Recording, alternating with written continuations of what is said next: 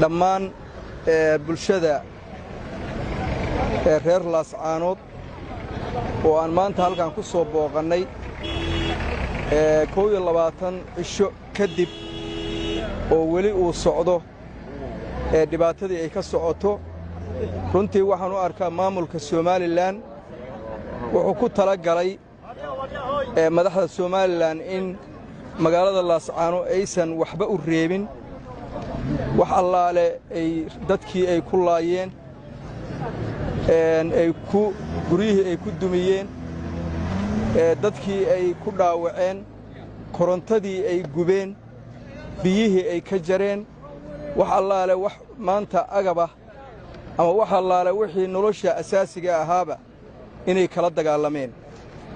waxaan markaa fariin u dirayaa Soomaaliland iskuma hesho waxbaanu maamulaynaa iyo inta aan soo sheegay baanu samaynaynaa welina waa sii wadaynaa waxaan u dirayaa fariintaas inay fekeraan in aqligu shaqeeyo inay maslaxadda derisnimada maslaxadda ummadnimada maslaxadda Soomaaliyeed kulliba ay fiiriyaan waxaan runtii fariinta labaad aan u dirayaa waxgaradka Soomaaliland oo aad moodo inay weli mujtamacooda aysan weli wajihin waxa ay ku dhaqmayaan ama dawlad ha noqdaan ama shacabkaba waxa ka soo baxaya sool maanta waxay u baahan tahay inay ismaamusho oo xor noqoto oo ay noqoto meel ka caagan dhibaatada ay qabto ka caagan waxaan fariin u dirayaa dawladda federaalka Soomaaliya 22 cisho kadib waxaanu taagannahay taaladii shuhadada intii dhimatay Allah ha u naxariisto intii dhaawacantayna Allah ha u boogadhiyo waxaan markaa aad iyo aad u leeyahay dawladda federaalka sool waxay sugaysaa waxa weeye qaranka Soomaaliya sugaysaa laba qaran ma jiro hal qaran baa ka jira Soomaaliya waxaanu doonaynaa qaranka Soomaaliya gobol ka mid ah weeye gobolka sool waxa ku dhacaya iyo dhibaatada ku dhacaysana waa mid cad weeye waxaanu doonaynaa inaad si dhaba fariintii hore aad u didheen mid ka xooggan baanu doonaynaa gobolkan waxaan doonaynaa inuu noqdo gobol ka mida gobollada Soomaaliya oo nabdoon wuxuu noqonayaa waxay tahay mawaaqiifta aad gaadhaan oo aad ka talisaan taas weeye waxaan insha Allah fariin u dirayaa shalay oo aan arkay dad badan oo odayaal dir sheeganaya oo dhibaato yaani Laascaanood waxay ku sheegayaan yaani aysan jirin Laascaanood waxa ka dagaalamaya dadkeedii baa ka dagaalamaya dadkeedii degaankii baa ka dagaalamaya reer miyigii baa dagaalamaya reer magaalkii baa dagaalamaya dadkii u dhashay baa dagaalamaya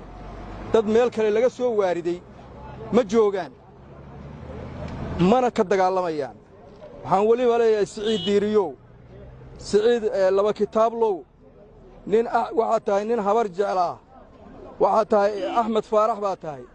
wiilasha jooga sool jooga oo hubka haysta oo ummadda maatada laynaya oo qaraacaya waa dadkaagii weeye been ha sheegin ka kaxayso wiilashaada ka kaxayso wiilashaada ka kaxayso waa isgaranaynaa isuma laabanayno dir iyo daarood meeshaan ma joogaan dadkii deegaanka baa jooga haddii la soo xoojiyana harti baa soo xoojiyey inankuba 7 habrood baa tihiin 7 oday baanu nahay intaasaa is haysta waxaanu doonaynaa arrintaas inaan la dhayalsan sool wax ku haray ma jiraan wax yaani lagu xukumaa oo dib loogu xukumaana ma jiraan wax yaani loogu hanqal taagaana ma jiraan sool waxay doonaysaa nabadgelyo waxay doonaysaa xasilooni waxay doonaysaa iyadu inay noolaato dadkeedu ay ku noolaadaan waliba khaasatan gobolka sool waxa degan waa dhulbahanti dhulkiisii horay baad u qaadateen intii hadhay ay ku noolaan lahaayeen